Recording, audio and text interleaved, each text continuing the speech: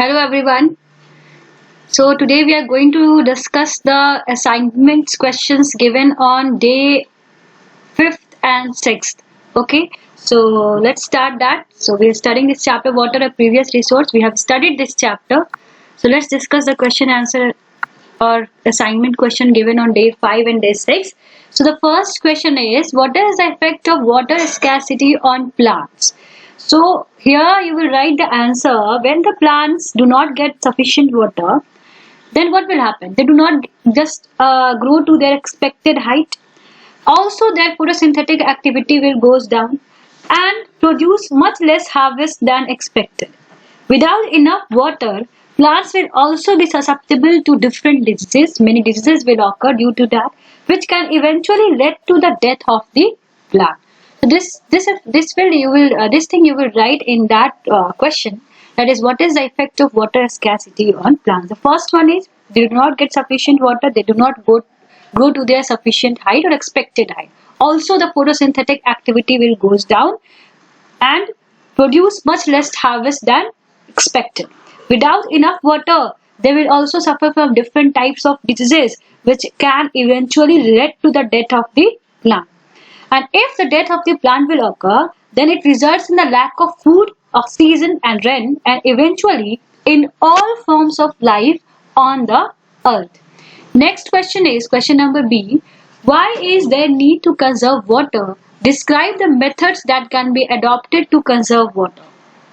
See, as we know, India is still not the water stress category, but the day is not far when we will be facing a water crisis. We need to think of various ways to strictly avoid wastage of water. Okay, so we need to conserve water because there is scarcity of water in India in coming days, in the coming years. And also we are seeing also there are some states like Rajasthan and Gujarat, they are suffering from water scarcity. Even the people do not have potable water, adequate amount of potable water so that they can drink it and they can do their activities. So it is a need to conserve water. So here the next part is asking, describe the methods that can be adopted to conserve water. So different methods are there to conserve water. The first one is households can save water by promptly fixing leaks or dripping taps. That is the first method you will write there.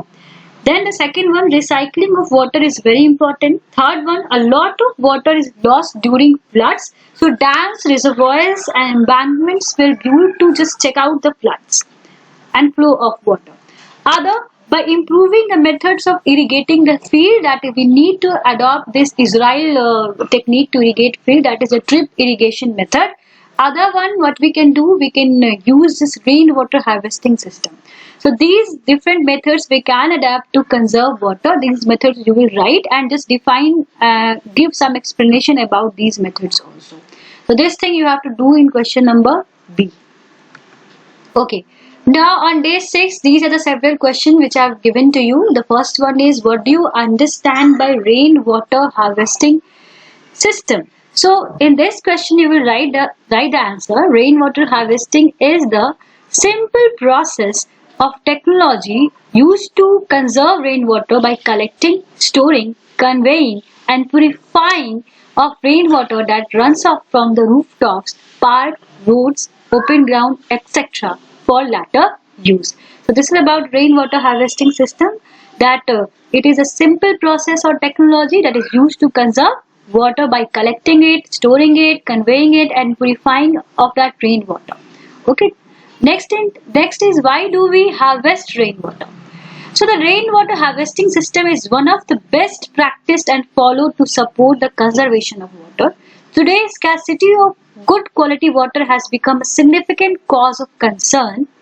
However, rainwater which is pure and good quality can be used for irrigation, washing, cleaning, bathing, cooking and also for other livestock requirements. So why do we harvest rainwater? Because today the scarcity of good quality water has become significant cause of concern. That's why we have to harvest rainwater to maintain our underground water level and to conserve water also. Next is, what are the advantages of rainwater? So there are different advantages of rainwater harvesting. That it helps in reducing the water bill, less of cost, decrease the demand for water, even reduces the need for imported water, also helps in producing electricity by hydroelectric power plant, promotes both water energy conservation, improves the quality and quantity of groundwater. These are the different advantages, and also we have seen in that lesson also about rainwater. There the different advantages are given. You can go through that video and write it down about that. What are the advantages of rainwater harvesting? Next are what are the factors affecting the amount of rainwater harvested? See, there are some factors which affects the rainwater harvesting.